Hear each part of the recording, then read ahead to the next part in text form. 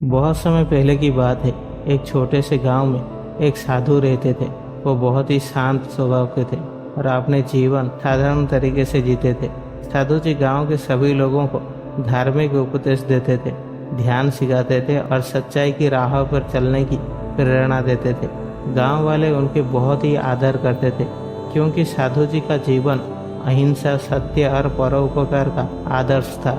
वहीं उसी गांव में और एक व्यक्ति था जिसका नाम था रामू। उसने बचपन से ही चोरी करने का आदत डाल ली थी। जब उसके माता पिता ने उसे समझाने की कोशिश की तो वो और भी अधिक विद्रोही हो गया। धीरे धीरे वो गांव में कुख्यात हो गया।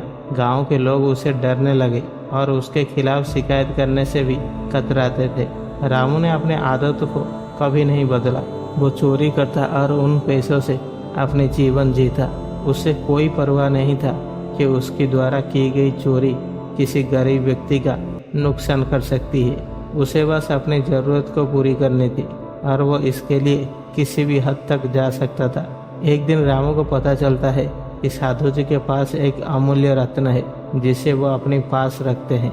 ये रत्न साधु जी को उनके गुरु ने दिया था और ये माना जाता था कि इसमें अद्भुत शक्तियाँ थी। रामू ने ठान लिया कि वो उस रत्न को चुराएगा और उसे बेचकर अमीर बन जाएगा। वो जानता था कि साधु जी की कुटिया जंगल के किनारे है और वहाँ पर कोई भी पहरा नहीं देता है। एक रात रामू ने साधु जी की कुटिया में घुसने की योजना बनाई। जब वो चोरी करने के लिए पहुंचा तो साधु जी ध्यान में बैठे हुए थे। रामू ने धीरे से कुटिया के अंदर कदम रखा और वो बहुत ही सावधानी से आगे बढ़ा। लेकिन जैसे ही वह रत्न तक पहुंचने की कोशिश की, साधु जी ने अपने आंखें खोली। साधु जी ने रामू को देखा, पर बिना कोई भय और गुस्सा दिखाए उन्होंने मुस्कुराते हुए कहा, क्या तुम इस रत्न को लेने आए हो? रामू हक्का बक्का रह गया। उसने सोचा था कि साधु जी चिल्लाएंगे या उसे पकड़ने की कोशिश करेंगे, लेकिन यहाँ तो मामला कुछ और ही था। रामू ने झिझकते हुए कहा, हाँ, मैं इसे चुराने आया था। साधु जी ने बड़े ही शांति से कहा, तुम इसे बिना किसी भय के ले सकते हो। मैं तुम्हें रोकने की कोशिश नहीं करूँगा, लेकिन एक बात बताओ, इस रत्न को लेकर तुम्हें क्या मिलेगा?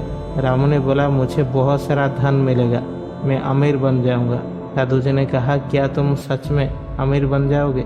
अमीर वो नहीं होता है जो सिर्फ धन से भरपूर हो। असली संपत्ति तो सच्चाई, अहिंसा और सुकून में ही होती है। रामू ने ध्यान से साधु जी की बातें सुनी, लेकिन उसकी नज़र अभी भी उस रत्न पर ही था। वो सोचने लगा, ये साधु शायद मुझे भ्रमित करने की कोशिश कर रहा है ताकि मैं रत्न ना चुराऊं। साधु जी ने उसकी चेहरा देखकर भांप लिया और कहा, ये रत्न मैं तुम्हें दे सकता हूँ, पर इसे लेने से पहले तुमसे एक सवाल पूछना चाहता हूँ। क्या तुम जानते हो कि इस रत्न का असली मूल्य क्या है? रामू ने कहा, ये बहुत ही कीमती रत्न है, इसे बेचकर मैं बहुत ही पैसा कमा सकता हूँ। साधु जी मुस्कुराए और बोले, ये रत्न कीमती है, लेकिन उसकी कीमत धन से नहीं आंका जा सकता है। ये रत्न केवल उन लोग के लिए मूल्यवान है जो अपने भीतर की सच्चाई को जानते हैं। इसे पाने के लिए तुम्हें अपने भीतर की सच्चाई को समझना होगा। रामू ने साधु जी की बात पर ध्यान दिया। उसे ये महसूस हुआ कि वो जिस धन और संपत्ति के पीछे भाग रहा है वो केवल बाहरी संपत्ति है। असली संपत्ति वो नहीं है जो बाहर से आती है, बल्कि वो है जो भीतर से मिलती है। साधु जी की बातों ने उसके दिल पर गहरी छाप छोड़ दी। रामू ने अपने जीवन में पहली बार सोचा, क्या मैं सही रास्ते पर हूँ? क्या मेरे द्वारा की गई चोरी मुझे सच में खुशियाँ दे रही है? साधु जी ने रामू से कहा, तुम इस रत्न को ले सकते हो, पर इससे पहले तुम्हें ये तय करना होगा कि क्या तुम वाकई इसे समझ पाए हो।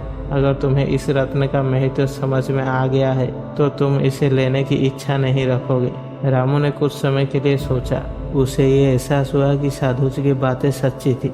जिस धन और संपत्ति के पीछे वो भाग रहा था वो केवल एक छल था।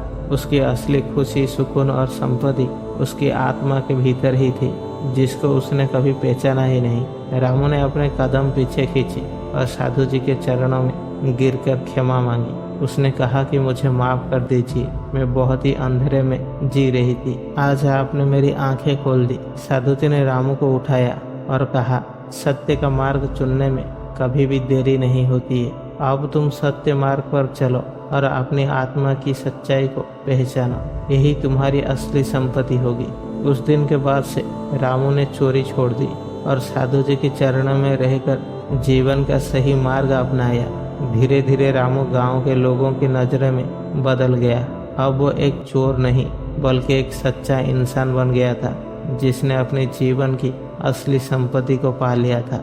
दोस्तों, इस कहानी का सार यही है कि बाहरी संपत्ति केवल स्थायी होती है, असली संपत्ति तो हमारे भीतर की शांति और सच्चाई होती है। दोस्तों, आशा करता हूँ कि इस छोटी सी कहानी से आपको बहुत कुछ सीखने को मिला होगा। वीडियो अगर अच्छी लगी है तो वीडियो को एक लाइक करें और चैनल को सब्सक्राइब करें। मिलते हैं अगले वीडियो पे, तब तक के लिए धन्यवाद।